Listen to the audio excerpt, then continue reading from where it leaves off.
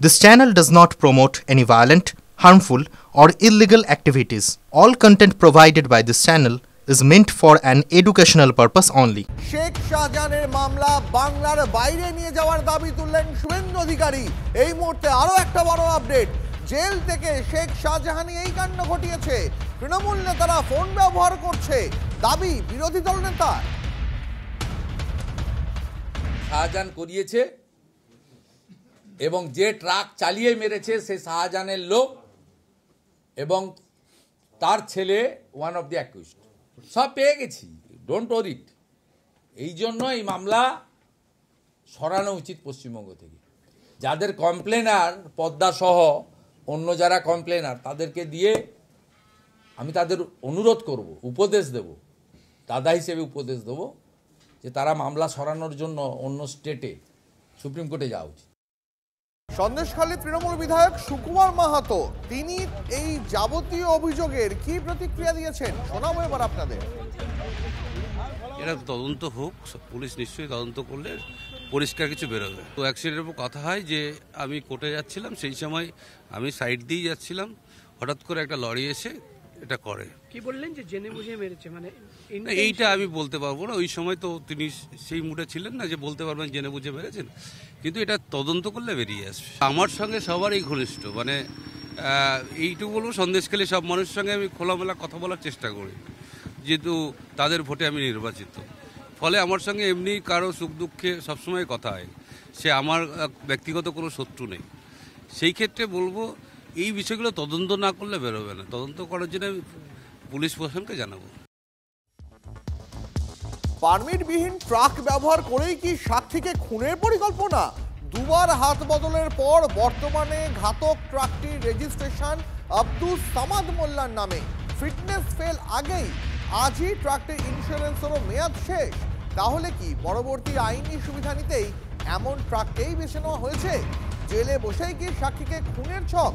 শেখ শাহজাহানের ট্রাক চালাচ্ছিলেন শাহজাহান ঘনিষ্ঠ আলিম মোল্লা, এমনটাই দাবি করেছেন ভোলানাথ ঘোষ এবং তার বড় ছেলে। আরো একবার জানাবো আপনাদের, পারমিটবিহীন ট্রাক ব্যবহার করে কি সাক্ষীকে সরিয়ে দেওয়ার পরিকল্পনা? দুবার হাত বদলের পর বর্তমানে ট্রাকটির রেজিস্ট্রেশন আব্দুল সামাদ মোল্লার নামে। ফিটনেস ফেল আগেই করেছে, আজ ট্রাকটির ইন্স্যুরেন্সেরও মেয়াদ ফুরিয়েছে। আমাদের সঙ্গে এই মুহূর্তে তন্ময় প্রামাণিক রয়েছেন। তন্ময়দা, তাহলে কি এই দুর্ঘটনার পরবর্তী যে সমস্ত আইনি প্রক্রিয়া তার সুবিধা নিতে এবং আইনের যে ফাঁক ফোকর আছে সেগুলোর সুবিধা নিতেই এমন ট্রাক বেছে নেওয়া হয়েছিল? এখনো পর্যন্ত আইনজীবীরা তেমনটাই মনে করছেন, কারণ খুব অদ্ভুত বিষয় এটা যে এমন একটি ট্রাককে বাঁচালো যেটা যখন দুর্ঘটনা ঘটে তারপর ভোলানাথ ঘোষের ছেলে যে ওই গাড়িটি চালাচ্ছিল সেই মৃত চালক শাহানুরের বাবা এবং একাধিক প্রত্যক্ষদর্শী যেটা অভিযোগ করেছে এই ট্রাকটি বেপরোয়া গতিতে খালি অবস্থায় আসছিল। এক, দুই, আমরা ট্রাকের নাম্বার ধরে যখন গভর্নমেন্টের যে ওয়েবসাইট আছে সেখানে যখন চেক করতে যাই সেই পোর্টালে দেখা যাচ্ছে ফিটনেস ফেল এবং এটির পারমিটও নেই, পারমিটও শেষ হয়ে গেছে, পারমিশন। পাশাপাশি আজকে 10ই ডিসেম্বর এর ইন্স্যুরেন্সের শেষ দিন।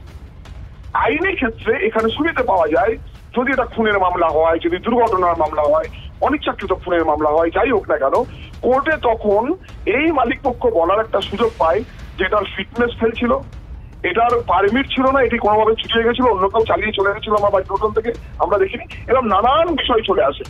সেই ধরনের আইনি পরামর্শ নিয়েই কি এই খুনের পরিকল্পনা ছিল এই প্রশ্ন উঠে আসছে। কারণ এখানে এই ট্রাকটিতে বেশ কিছু আইনি সুযোগ সুবিধা পেতে পারে ট্রাকের যে মালিক আব্দুস সামাদ মোল্লা, যার নামে রেজিস্ট্রেশন রয়েছে বারাসাত আত্মীয়তে, এমনটাই মনে করছেন আইনজীবীদের একটা বড় অংশ। তোমাদের অনেক ধন্যবাদ। তাহলে কি জেলে বসেই সাক্ষীকে খুনের ছক কষে শেখ শাহজাহান? এই প্রশ্ন উঠছে। বিরোধীরা, বিজেপি, কংগ্রেস কি বলছে এই ঘটনায় শোনাবো আপনাদের। তার পাশাপাশি আমরা কথা বলেছিলাম প্রাক্তন পুলিশ কর্তা অরিন্দম আচার্যের সঙ্গেও, শোনাবো তার প্রতিক্রিয়াও।